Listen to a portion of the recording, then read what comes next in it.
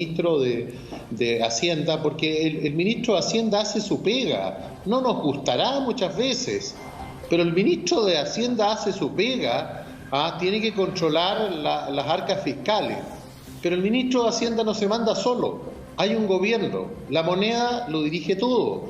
Entonces yo creo que aunque lo que yo digo, me dicen que políticamente es una ignorancia, que económicamente es incorrecto, yo creo que el Estado tiene que asumir una responsabilidad mayor, y aunque cueste, y aunque haya que pagar esta situación hoy día, el gobierno tiene que endeudarse para poder buscar incentivos y de alguna manera recursos para la gente. Mira, hoy día van a poder sacar, porque esto se va a aprobar en el Senado, van a tener que sacar otra tanta cantidad de personas, el nuevo 10%. Pero la gente hay 2 millones de chilenos que no han recibido, ya no pueden sacar más porque se les acabó la plata. Esos 2 millones de chilenos no están recibiendo ninguna ayuda. Entonces yo creo que hay que buscar una fórmula primero para... ¿Les sirve el segundo retiro? Bueno, perdona, Iván. Bueno, por eso no le sirve el segundo retiro, sí, pero no porque no le sirva el segundo retiro. Pero hay 7,5 millones que sí le sirve, pues, diputada. No le sirve a 2 millones, pero le sirve a 7,5 millones. Mira, y esto, de verdad que no se trata de populismo, no, si yo entiendo las explicaciones que me da la Pepa, las explicaciones que me pueda dar el gobierno, lo entiendo. Pero aquí este tema es totalmente debatible, no significa que no sea poco serio. Es verdad que la gente con esto va a tener sus pérdidas en el futuro de no tener una mejor pensión, sí, pero estas son dos cosas que hay que verlas de dos maneras. Uno, el segundo retiro del 10%, y lo otro es de qué manera llegamos a acuerdo para la reforma previsional. Pero son situaciones totalmente simultáneas. Ahora, sí, lo que pasa, Iván, es que la gente no entiende por qué, si el éxito del retiro de la AFP es la universalidad, porque el gobierno nunca logró generar una ayuda universal, sino que siempre la hiperfocalizó, ¿no es cierto? Porque justo esto que es lo único que había tenido éxito, porque era universal, que uno llenaba su cosita y le llegaba sin tener papel. ¿Por qué ahora le están metiendo trabas? Esa es la parte que no entiende la gente. El tema es, focaliza con los recursos del Estado, te entiendo, pero no focalices con mi plata, que es lo que la gente desea. La gente tiene su propio ahorro, es su esfuerzo, y hoy día, como no existen los recursos por parte del Estado para poder crear un segundo o un tercer IFE o lo que sea, bueno, yo me estoy gastando mi plata, eso es lo que pretende la gente. Y aquellas personas que son millones, de que no han recibido nada del Estado, ¿por qué a esas personas le vamos a tener que estar cobrando impuestos? ¿Por qué le vamos a colocar trabas? Bueno, estas son las indicaciones. Vamos a seguir hablando del tema porque el ministro de Hacienda pidió una información y se ha gatillado una polémica. El ministro de Hacienda pidió una información, pidió los datos personales de todas las personas que retiraron el 10% de las AFP. ¿No, Monse? Mira, ahí está Así es, Iván Moreira. Alguien preguntaba, finalmente la diputada Hoffman, que quién era la izquierda o cómo yo sabía tanto de la izquierda, pero me dicen aquí de Twitter que quien nos puede contar realmente de la izquierda es Iván Moreira, porque parece que con su opinión mucha gente creyó que se había cambiado de mando por lo justamente crítico que está haciendo Iván Moreira al gobierno por poner sobre la mesa que regiones como la de él, ciudades como la de Puerto Montt, llevan 16 semanas en cuarentena y no reciben nada. Es decir, Iván Moreira está completamente de acuerdo con el segundo retiro del 10% sin indicaciones. ¿Lo interpreté bien o no? No, en lo que no me interpretó bien, Montserrat, en que yo sea en que me digan que soy de izquierda. No, lo que todo todo lo estuvo bien. Me interpreta, es que pero la usted gente sabe que yo soy... Me dijeron acá en Twitter. Eso no implica que yo sea un hombre de derecha y derecho para mis cosas. Ya, pero lo que uno se pregunta... finalmente, ¿qué está pasando con... ¿qué opina Claudio también? Y después Pepa. ¿Qué está pasando con un gobierno donde siempre... Finalmente, los diputados, los senadores, los alcaldes, ayer Francisco Chaguán y así innumerables, están los diputados y senadores de gobierno criticando al gobierno y que el gobierno no ve ni escucha. Entonces uno dice... Quizás es el valor de la diputada Hoffman, es la única que está quedando alineada con el gobierno de todos los panelistas que hemos tenido. Disculpe, María José, porque la verdad es que los últimos días no sé si eso es un piropo. Nos ha costado encontrar debate y usted... Pero esto de Briones es bien extraño, la gente está saltona. El ministro Briones pidió datos personales de todas las personas que retiraron el 10% de la AFP. Sale ahí en el portal de Cooperativa. Usted tiene antecedentes. El Consejo para la Transparencia envió un oficio a la cartera, mientras que la oposición advirtió que era Contraloría. ¿Por qué pide este dato? Además que son como 9 millones y medio de papeles que le tienen que llegar. José, ¿puedo responderle la pregunta a la Monse, no? Sí, respóndala, Claudio. Da un segundito, María José. Mira, que yo creo que precisamente lo que hemos visto en el último tiempo echa por el suelo un poco el argumento que hacía Pepa al comienzo de que esto es una oposición obstruccionista que no quiere saber nada con el gobierno y un gobierno que trata de hacer bien las cosas de manera seria. Yo creo que, si no todos, muchos parlamentarios son muy serios tanto en el gobierno como en la oposición. Lo que pasa es que cuando uno no ve respuestas concretas, cuando uno ve respuestas equívocas, o sea, el mismo ministro Briones tuvo que reconocer que las primeras versiones del IFE eran inadecuadas, eran parciales, tenían mucha letra chica y no se podía implementar. Entonces, cuando inclusive el partidario del gobierno se da cuenta de que las cosas no se están haciendo bien, que no está llegando la ayuda, que la ayuda es insuficiente, que ahora se quiere cortar el IFE más de encima. Mira, no es un problema del gobierno-oposición, es un problema de sentido común. La gente dice, tenemos que ayudar a la gente, si queremos que se guarden las cuarentenas, si queremos que la gente no pase hambre, tenemos que ayudarla. Y eso supera la barrera del gobierno-oposición. Entonces, seguir con esta idea de que son unos los malos y los otros los buenos, unos los serios y los otros no, me parece que no corresponde. Y lo otro, también recordar, aquí había una propuesta de reforma al sistema de pensiones cuando partió este gobierno. Pero este gobierno, en su arrogancia, en su prepotencia, dijo, mira, no, vamos a hacer algo completamente nuevo. Y resulta que hoy día, de alguna manera, están tratando de adelantar, pero había una propuesta que venía de la Comisión Bravo, que se había hecho durante el gobierno de la presidenta Bachelet, insuficiente, incompleta, quizás mejorable, por cierto, como todas las políticas públicas. Entonces, lo que yo digo es, yo no creo que haya buenos ni malos y solamente gobierno-oposición. Aquí hay un intento de hacer que la ayuda llegue a las personas, y si este no era el mejor camino, el segundo retiro, bueno, la pregunta es, que yo le hago al gobierno, ¿cuál es el mejor camino? ¿Qué es lo que propone sobre la mesa para no tener que recurrir a los ahorros de las personas y ayudar con plata del Estado, de todos los chilenos, a los que tienen más problemas? Eso es lo que nadie ha visto, ni del gobierno ni de la oposición. Por eso que hoy día está tan enredada la cosa. Julio César, a la representante del gobierno que hay en esta mesa. María José, que tome el guante. Oye, pero queremos intervenir está poco. Bien. Porque...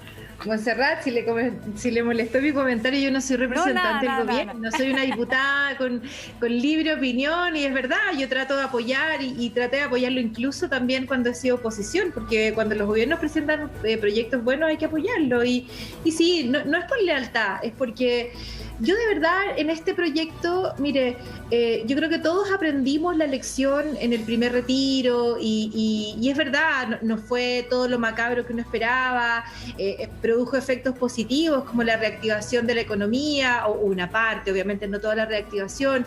Y yo creo que los políticos tenemos que ser humildes también en reconocer cuando las dimensiones de los efectos no son, al menos no hoy día. Yo sé que más adelante esos 2 millones de personas lo van a pasar muy mal sin sus pensiones. Pero yo sí quiero compartir con Claudio la preocupación de cómo salimos hoy, porque ese ha sido principalmente el argumento que tienen varios parlamentarios de que sienten que ha sido insuficiente. Y por eso creo que sería mucho más honesto que estuviéramos conversando de ese tipo de reformas, porque este segundo retiro lo que hace no solamente es posicionar a algunos candidatos presidenciables, y yo no dudo de los efectos positivos que pueda tener, pero ahí la pregunta también es al revés.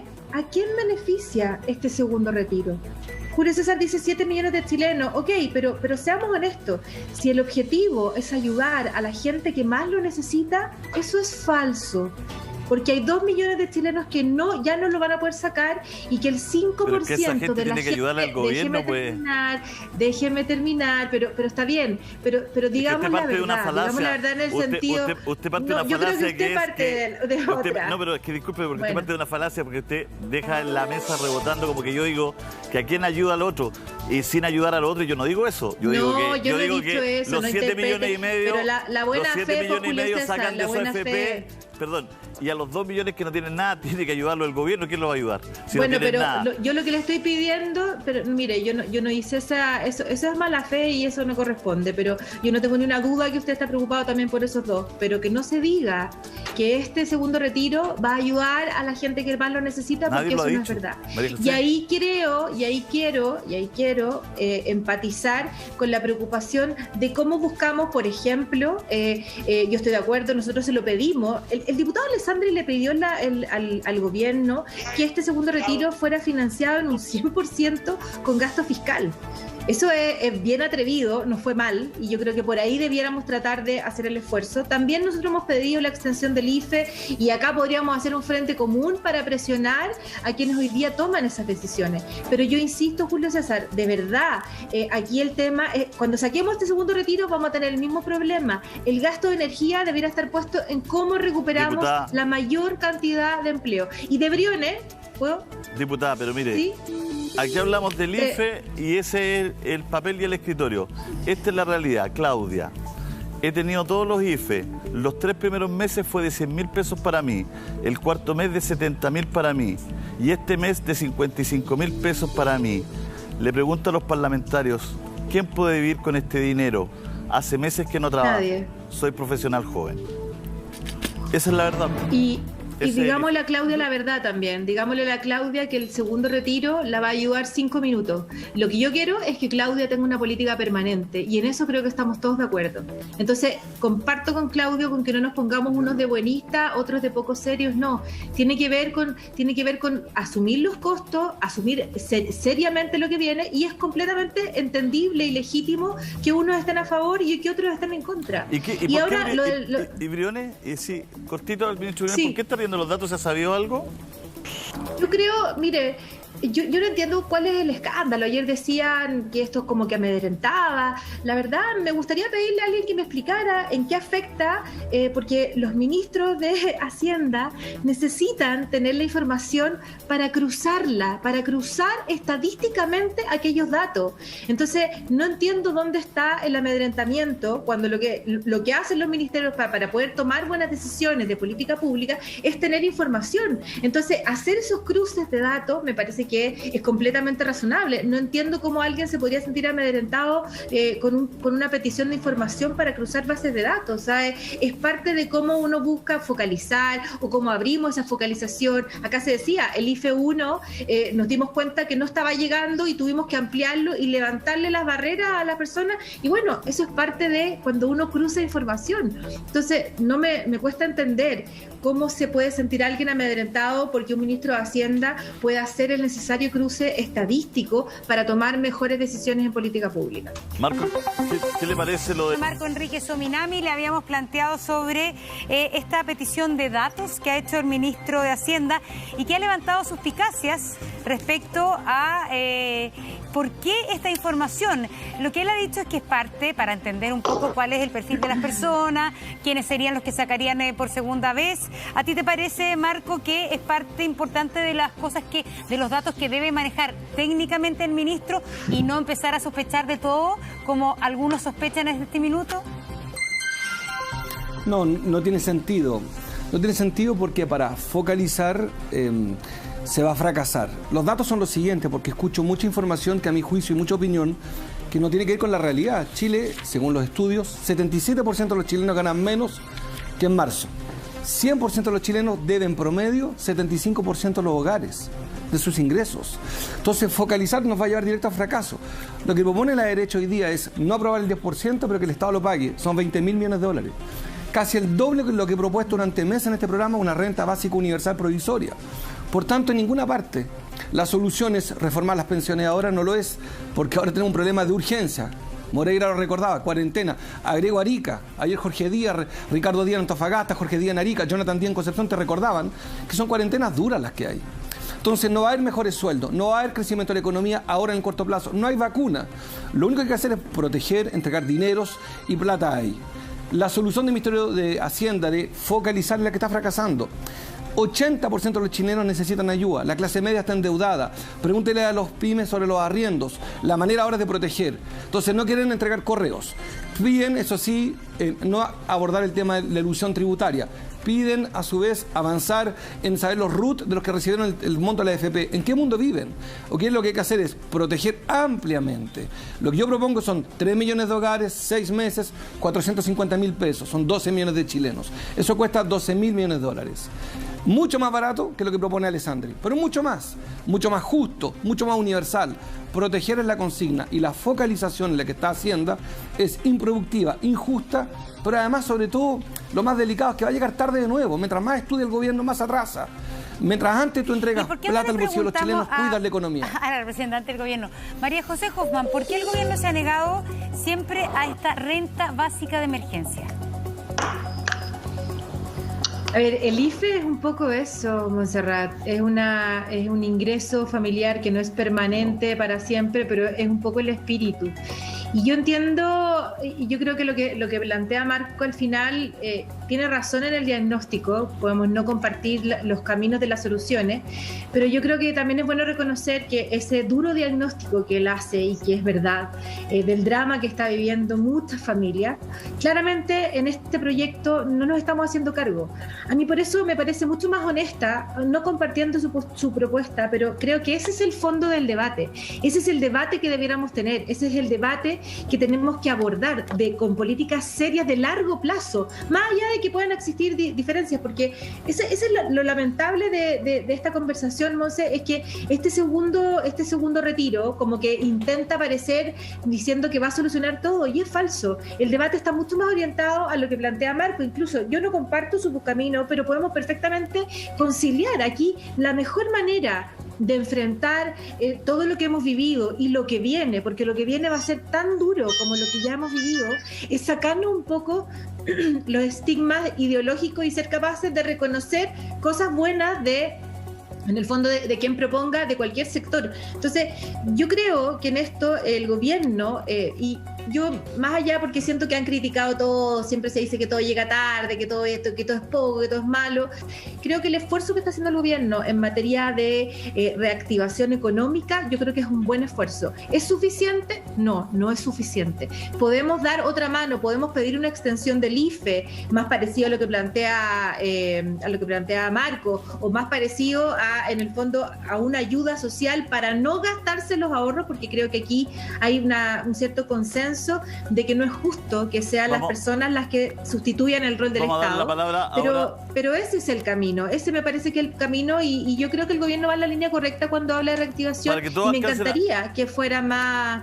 Para que todo alcance. Bueno, pero que yo soy la única, ¿no? Así que le damos la palabra a Iván Moreira de su partido, y le queremos decir además que ese sonido que salió al aire, un cuen, es de Iván Moreira, es del teléfono, no es de nosotros. No es primera vez que nos pasa. Lo dejamos claro porque... Y quiero preguntar una cosa, ahí lo pueden repetir, pero usted tenía ese ringtone en su celular cuando lo llamaba Coloma. Esto le pasó hace como 2 meses atrás. ¿Y ahora para quién lo tiene? Iván, ¿para Coloma o para ¿me pusiste eso tú, esa musiquita me la pusiste tú, la música? Ahora lo tengo para el ministro de Hacienda, que me estaba llamando. Lo está llamando... No, mira, oye, muy corto. Vamos a lo práctico en el minuto que me queda. Primero, término la cuarentena en Puerto Montt y Osorno. El gobierno tiene que explorar otras alternativas. Hay más de 450.000 chilenos que están confinados, sin pega, y más encima se le informa de que no va a haber otro IFE. Frente a esto, a mí no me quedó otra alternativa de decir que voy a votar en forma universal el retiro del 10%, el nuevo. Sé que hay opiniones distintas, pero creo que hoy día tenemos que ponernos en los zapatos de la gente porque lo está pasando mal. Primero, nadie ha dicho que un 10% sea una buena decisión. Es una mala decisión porque está perdiendo plata la gente y va a tener sus repercusiones. Pero frente a la necesidad que hay hoy día, tenemos que ponernos en los zapatos de los chilenos que lo necesitan. Primero, los 2 millones de personas que ya no le quede nada, a esas personas hay que ayudarla directamente como gobierno. Y este otro retiro, ¿sabe a quién le ayuda? A la clase media, que es la clase más olvidada en nuestro país.